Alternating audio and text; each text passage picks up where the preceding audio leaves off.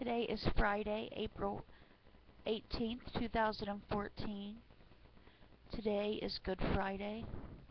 For those of you who do not know what Good Friday is, today, Good Friday is the day that Jesus was crucified. I always wonder why they call it Good Friday, because it's always such a sad thing. But maybe they call it Good Friday because Jesus had done such a good thing. When you're really close to Jesus, when you've really accepted him into your heart, and you've read through the Bible and you know about Jesus and what kind of person he was, this isn't just a fictional character we're talking about in a book.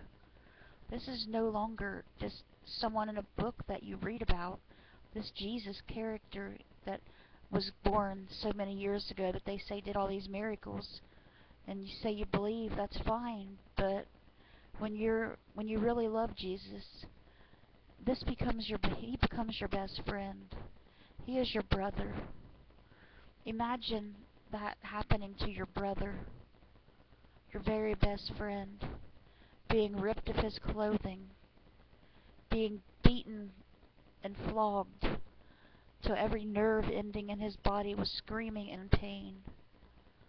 He was beaten in the face and spit on until he was unrecognizable. And for doing what? Loving us, showing us, telling us how much God loved us, and trying to save our souls. Love. When he was nailed to the cross and left there to die, he didn't say to his angels, "Come take me. I don't care about these humans. Come take me down now. I don't care. They can fend for themselves." His angels would have gladly came and got him off that cross. No, he didn't cry out for anybody to help him. He stayed there. He knew what his life was, what was going to happen. He knew what his Father wanted, what God wanted. And it's what he wanted for us too. Still to this day, Jesus has not given up on humanity. After all the people have given up on him, you see all the schools taking him out, and it seems like everyone in this world, the government and stuff, like the schools and everything, they just keep wanting to push Jesus aside and act like, try to make people think you don't exist. And he still hasn't given up on us. He still loves us that much. He will never give up on us. So please, don't give up on him. Don't give up on yourself, because Jesus would not give up on you. When you think no one loves you, there is one out there who loves you more than anyone could ever, possibly ever even think of loving you. And when you know him in your heart, you will feel his love, and you will be overflowing with love. It's love like no other. It makes you feel so great inside to have such a wonderful best friend, a brother. And he is alive. But we're not going to talk about that today, because today is Good Friday. Today is the day he died. People think, he didn't really die. On Good Friday, Jesus did die. He was died and put in a tomb. He was died and buried in his tomb. He was dead. Just let that sink in. He was dead. No longer living. He was dead. I was watching the History Channel today because they had stuff on about the Bible, and I thought, well, this is Good Friday, we're going to see a Good Friday special, and I was excited about it. No, what was on the History Channel? Bible Secrets Revealed.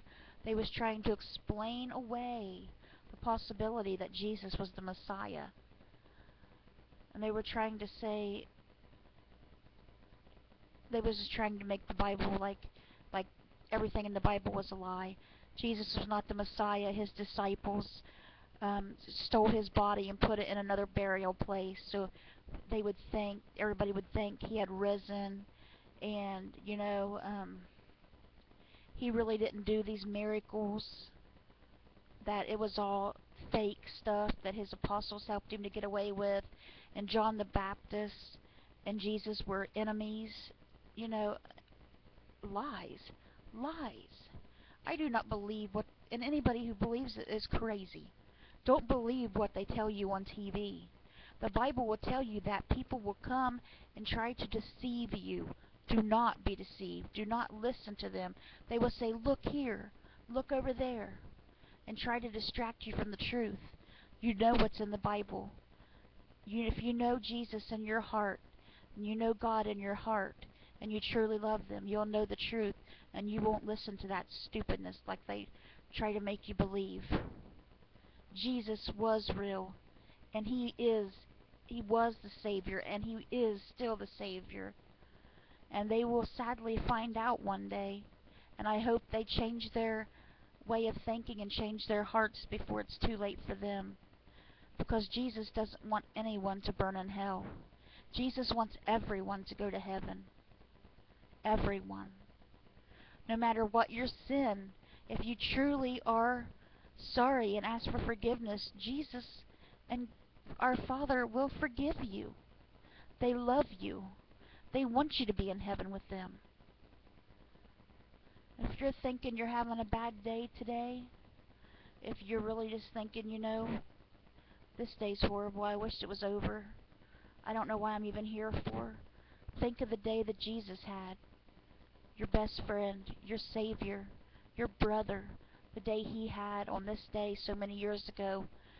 And if that's not enough, put your footsteps in his mother's footsteps and think about your child. Are you a mother? Think about your child, the one that you bore and raised, and is 33 years old now, and is being beaten beyond recognition, and spit on and cursed at, and then hung on a tree to lay there, hang there, and die. Can you imagine seeing someone do that to your child?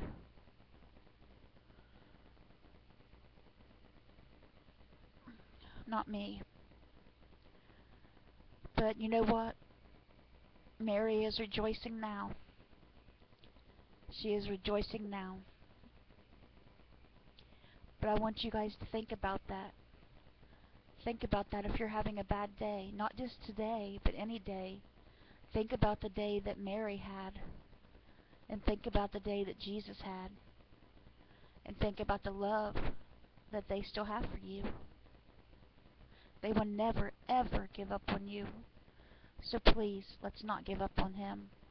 Let's not give up on Jesus and our Father in heaven. With that being said, I will go to today's Bible reading.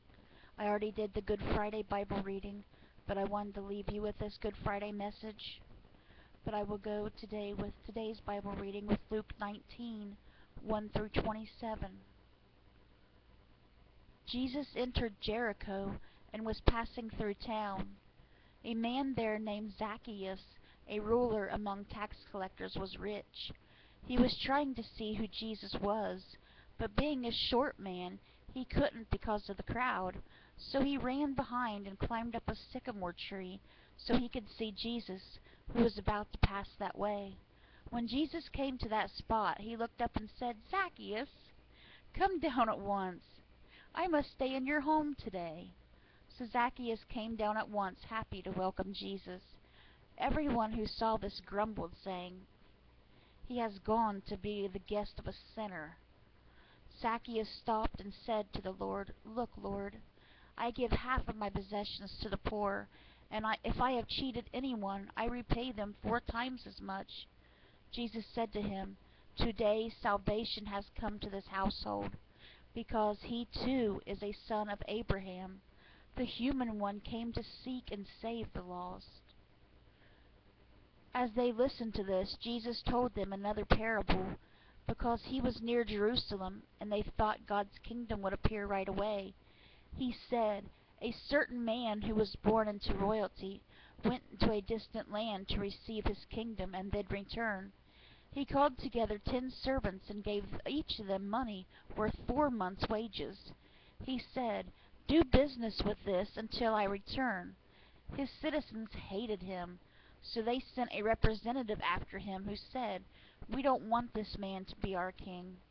After receiving his kingdom, he returned and called the servants to whom he had given the money to find out how much they had earned.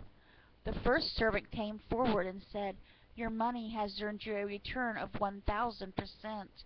The king replied, "Excellent! You are a good servant. Because you have been faithful in a small matter, you will have authority over 10 cities." The second servant came and said, "Master, your money has made a return of 500%. To this one the king said, "You will have authority over 5 cities." Another servant came and said, "Master, here is your money. I wrapped it up in a scarf for safekeeping. I was afraid of you because you are a stern man. You withdraw what you haven't deposited, and you harvest what you haven't planted." The king replied, "I will judge you by the words of your own mouth, you worthless servant. You knew, did you, that I was a stern man, withdrawing what I didn't deposit and harvesting what I didn't plant? Why then didn't you put my money in the bank? Then when I arrived, at least I would have gotten it back with interest." He said to his attendants, "Take his money and give it to the one who has 10 times as much." "But master," they said, "he already has 10 times as much." He replied, "I say that everyone who has will be given more, but from those who have nothing, even what they will have will be taken away. For as my enemies, who don't want me as their king, bring them here and slaughter them before me." That was Luke 19, 1 through 27. Now we'll go with Psalm 87, a psalm of the Korhites, a song. God's foundation is set on the holy mountains. The Lord loves Zion's gates more than all of Jacob's houses combined. Glorious things are said about you, the city of God. Selah. I count Rahab and Babel among those who know me, also Philistia and Tyre, along with Cush. Each of these were born there. And of Zion it is said, "Each person was born in it, but the one who will establish it is the Most High." The Lord makes a record of his registers, the peoples. Each one was born there. Selah. And while they dance, people sing, "The source of my life comes from you." That was Psalm 87. Last but not least for today, Proverbs 13:11. Riches gotten quickly will dwindle, but those who acquire them gradually become wealthy. That was today's Bible reading. I hope you guys have a good Friday and think about what we was talking about earlier. I love you guys, and I'll see you later on with some Bibles. I keep wanting to say Bible stories, but I'll see you guys on later with some more stories offline. I love you guys. Let's bring those souls to Jesus, and I hope you have a wonderful day. God bless. Bye.